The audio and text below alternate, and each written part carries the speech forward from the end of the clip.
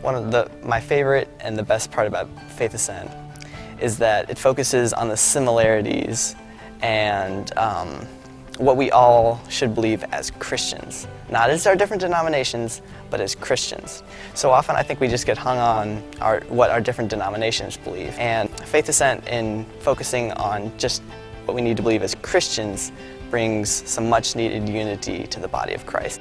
H.L. Hussman's talk and his analogy of the ostrich in the sand was a very aha moment, because I have sadly the tendency to just ignore the world and ignore the questions that they raise. And they're good questions, they're honest questions that need to be answered. We need to be willing to do our homework.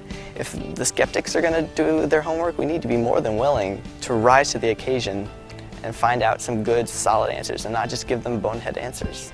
Everyone has questions. I have questions, you have questions. In church, it doesn't feel like as safe of a place as it needs to be to ask these questions. Faith Ascent is a safe place where you can ask those questions and get honest, intelligent answers. The people here, the teachers, are marvelous. They all know what they're talking about, and they are more than willing to help you out with any questions or problems that you might have.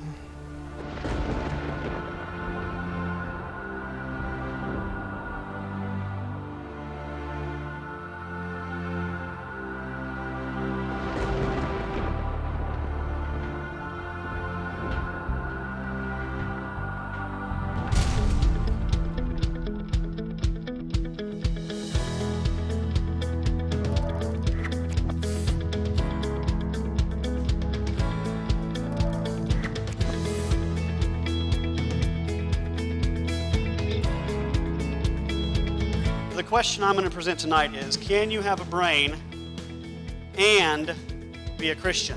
A lot of skeptics view faith as belief in something you cannot prove. But what they're doing is they're defining blind faith, and that's not the kind of faith that I walk in at this point. And so tonight I want to lead you down a chain of evidence that I think points toward Christianity as the most probable worldview. But as you examine all the worldviews, as you examine the evidence, Jesus rises to the top. He is worth placing your trust in. But if you can learn to deal with these answers, you can go out there and you can talk to anybody with boldness and confidence.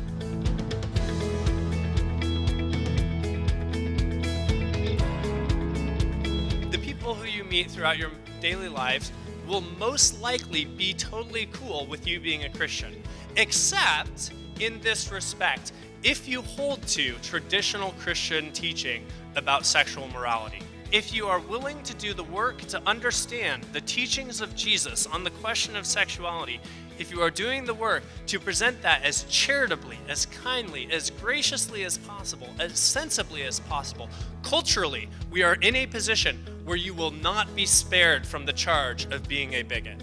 And so if there is a place right now where you need to do the hard work and gird up your loins and get prepared, good friends, this is the place.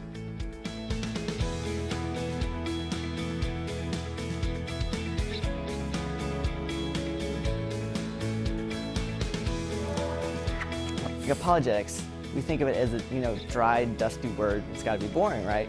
In reality, apologetics is sort of like the meat of Christianity. I was always told, this is true, this is true, this is true. It was very little explained why it was true.